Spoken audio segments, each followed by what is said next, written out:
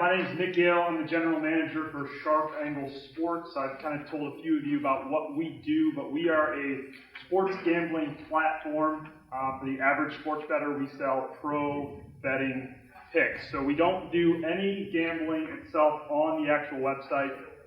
We just do a subscription-based model for our consumers using pro sports betting picks. And some of our competition would be considered pregame and covers are probably our two main competitors selling picks in this space. Action Network is another one, VSiN as well.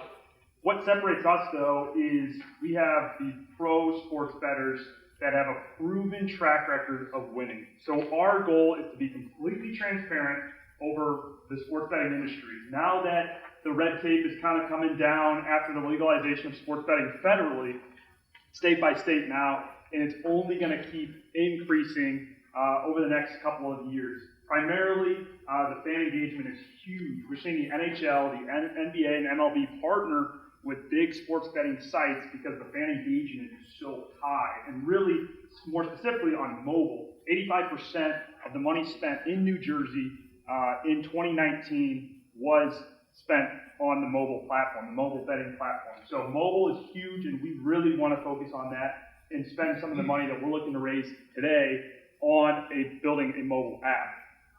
Some of our sharps who we have currently are NFL sharp James Salinas, 65% against the spread in the past 5 years, which is extremely incredible.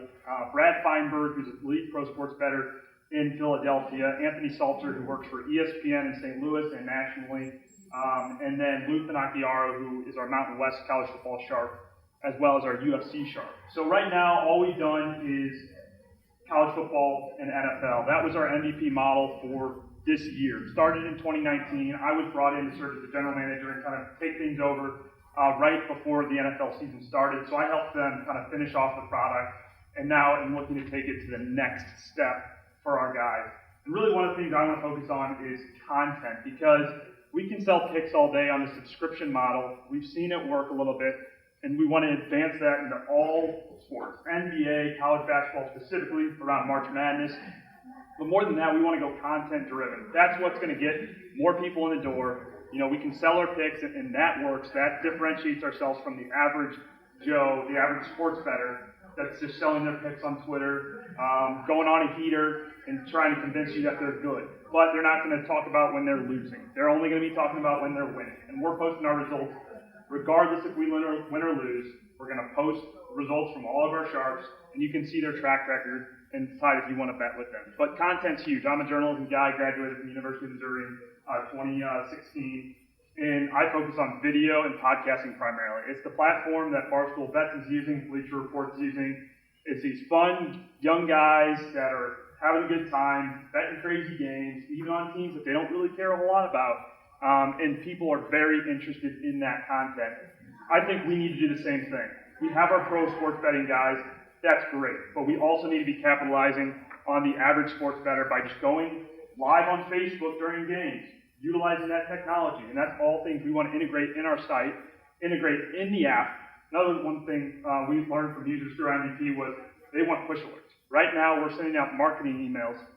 We partnered with Fanatics. We partnered with Sports Illustrated for the college football bowl season. That was great. That got us a nice user base for college football season as well as the NFL season. We have 643 users as of today on our site just from the football, but everybody has a different sport, and they want to bet all the sports, and we want to be year-round, every single sport, UFC, college basketball, whatever it is, golf, you know, we're interested in them all. So that's something we really want to go heavy on and really use some of the money we've raised to find sharps in their industry that we can bring to join our team and be specific to their sport, sell their picks, and we bet them as well. If they're not, you know, we bet them over a couple-month process.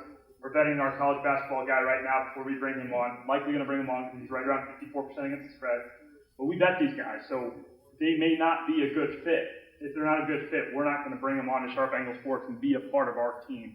And finally, we have a great team of guys behind us. We have our CEO, Dan Zucker, who has been involved in 2 sales of sports betting websites in the past, along with Ian Ritchie, who's the Senior Vice President at Sports Illustrated. And we have our great CTO and also one of our marketing guys who owns Sport4 Fantasy Football. that we partnered with in the fall, and really have helped us get this thing off the ground through bowl season, college football season, and the NFL. Thanks for your time. I'll take questions.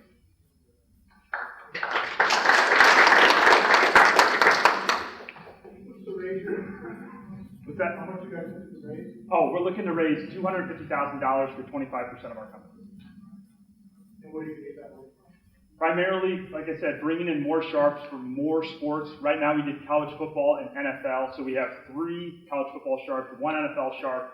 Those guys are with us right now, and like I said, they did a great job, but we want to bring in more sharps and basically scale it for every sport. Some of the numbers are listed in there, what our projections are looking like for 2020, and what some of that money is going to be spent on, primarily marketing, targeting those sharps, our servers, and then our app design and build, which I really want to focus on. Because again, like I said, mobile is huge in this industry, the sports gaming industry, and as the gambling industry increases, that red tape's only going to fall away even more. So there's a huge market for it. So as many sports as we can get into and repeat the same model we use for NFL and college football, the better off we'll be.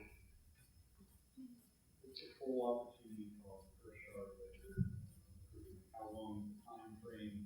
So, Find them. Yeah, sure. And how many people involved in the process? What's your opportunity? Yeah, absolutely. So our NFL sharp kind of had a already proven record. He's been known, him and our CEO have been in contact for the past few years.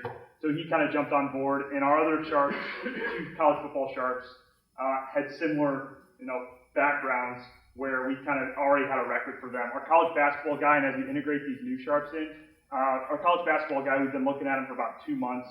So he bet all of November and all of December, betting 3 games a day.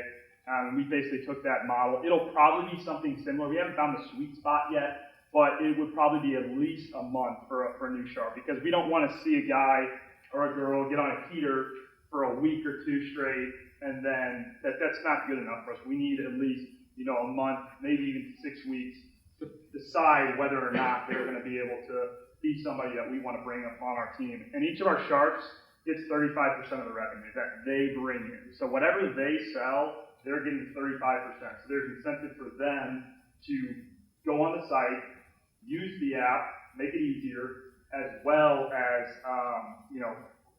win. I mean, because that's the biggest thing. You're not going to get people on your site if you're not winning.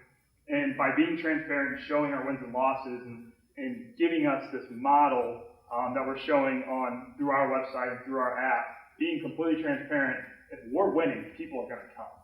And we're just going to try to get more people, the average sports bettor, the average Joe that's not a high roller gambler like some of these guys are. We're going to get those people through content. And what's the sub fee? What's that? What's the subscription fee? Oh, subscription fee, yeah. So it's $14 for our college football guys. $39.95 was our NFL that we ran. And then we also did season-long subscriptions. So we started our NFL at $435.95, and then we tiered that down as the season went along, as there were less games to obviously take and get. And we did a lot of free subscriptions as well, because we really wanted to do the MVP emails, some people that we can target again. And when we partnered with Fanatics and we partnered with Sports Illustrated for our bowl content, we really were just looking to get as many emails as we can so that we can have this group of people that we can then retarget when we launch UFC or college basketball or NBA. We can take that to a whole different community and then do the same thing over and over, essentially. That's how we would do it. And so the pricing would kind of determine how good the sharp is, because again, we're getting pro sports bettors. Some people, maybe they started as an average sports bettor and they become really good, but all these guys that we have currently are pretty well known in the business, so we kind of decided by, their level of professional, how long they've been doing it, what their price point was going to be. So for instance, NFL was a little bit more, because James was the 2015 Westgate Super Contest champion, where he bet with between 3,000 people the entire NFL season on some of the hardest games. He won that. And so his subscription fee was a little bit higher. Versus like Anthony, who is in St. Louis with me at ESPN and ESPN National. Like he was covering NFL for 4 for 4, and so this was his first season betting Big 12. So we set his subscription rate a little bit lower. So it just kind of depends, and we'll kind of evaluate that as we go along. Given the strategic alliances with Sports Illustrated and Fanatics, what's in it for them? Are you guys Sure. paying a CPA Yeah, so we paid Fanatics, I think it was $6,000 to be a part of their email subscribers list for the 2 weeks that we were on it, because they went out, they had multi-million, user base from their email, and we really didn't see a whole lot of traction from that. We didn't see a massive conversion at all, and we were kind of disappointed by that, to be honest. And to me, that shows that email marketing is kind of a thing of the past. It's what's moving towards new age stuff with the content syndication. I think we would be getting even more if we're just putting out great content. We're going to get more users on Twitter and social media. Only on Twitter right now.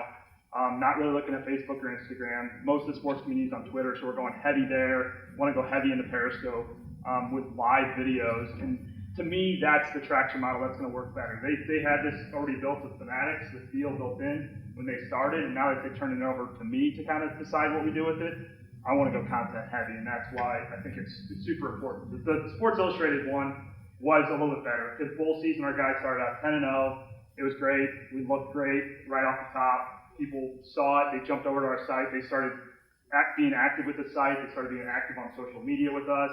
And then Sports Illustrated, the main company, started tweeting about us and saying, hey, these guys are on a heater right now. Go buy their picks. And that worked out great too. So we're hoping to do some content syndication as well with future sites, whether it's a bigger company.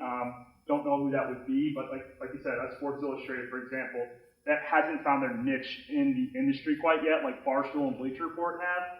That could be a great opportunity for us to go and partner with them to get our stuff out there even more. Last question, anybody?